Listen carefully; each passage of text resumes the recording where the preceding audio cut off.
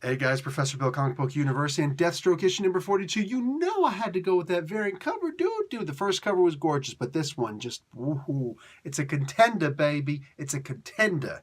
So we got Christopher Priest.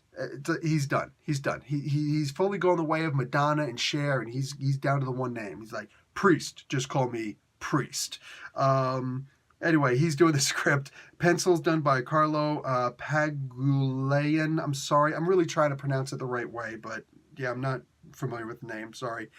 Jason Paz and Norman Repmund on inks. Jeremy Cox on colors. Letters by Willie Schubert.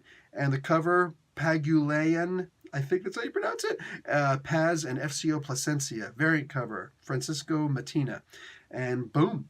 So Deathstroke is not going to stay a prisoner for long, but he will stay a prisoner willingly. Yeah. This is one of those books that reminds me just how badass that Deathstroke is. The last time I read Deathstroke, for the most part, was in the Deathstroke series, the Batman Deathstroke crossover, the 6-issue limited series. It wasn't even a crossover. It was just, Batman was in Deathstroke. And I wasn't overly impressed. There were some really fun parts and whatnot, but I feel that Deathstroke should have had a leg up. Sorry, just especially the current Batman, who is not immortal, all right?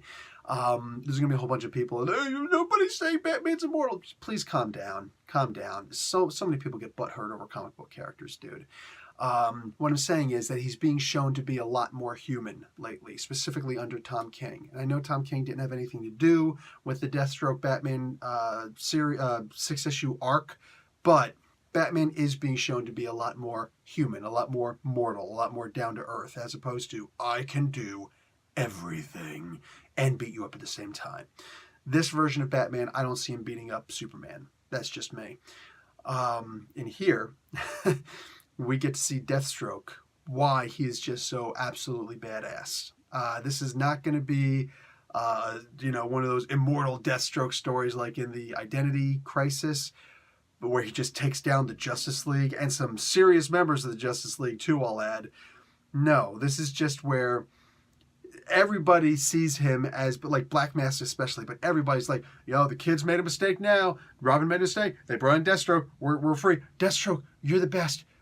Get me out so that I can reestablish my business and throw some contract work your way, huh? Why weren't you giving him contract work in the first place? He's the best, right? Well, you just couldn't afford him? I don't get it. So, Deathstroke's just like, he's too funny in this. He's more humanized in this also. He's not as mean. He's not as, he's not that silent killer in this. He's more of the way too confident guy. We've all seen the big, huge, gigantic guy with the barbed wire tattoos with blood coming down, like the tattooed blood coming down, and, gonna walk around with a mean scowl on their face and things like that. And that's cute. That's cute. But then we've also seen the big guy who's got a smile on his face, and he's got the I love mom tattoo on his arm. You know what I'm saying? Like, the guy who just, like, he's approachable. It's like, he knows he's a big guy.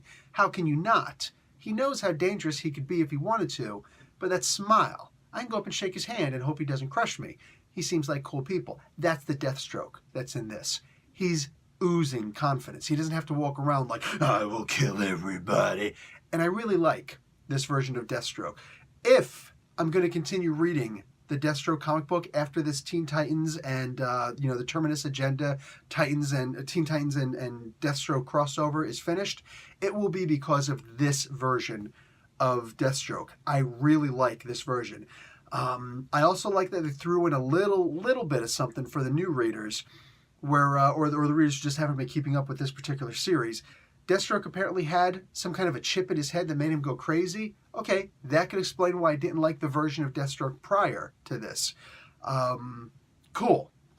This kind of makes me want to go back and start reading some of those old Deathstroke books, if that's an explanation for why there's a version that I didn't particularly enjoy.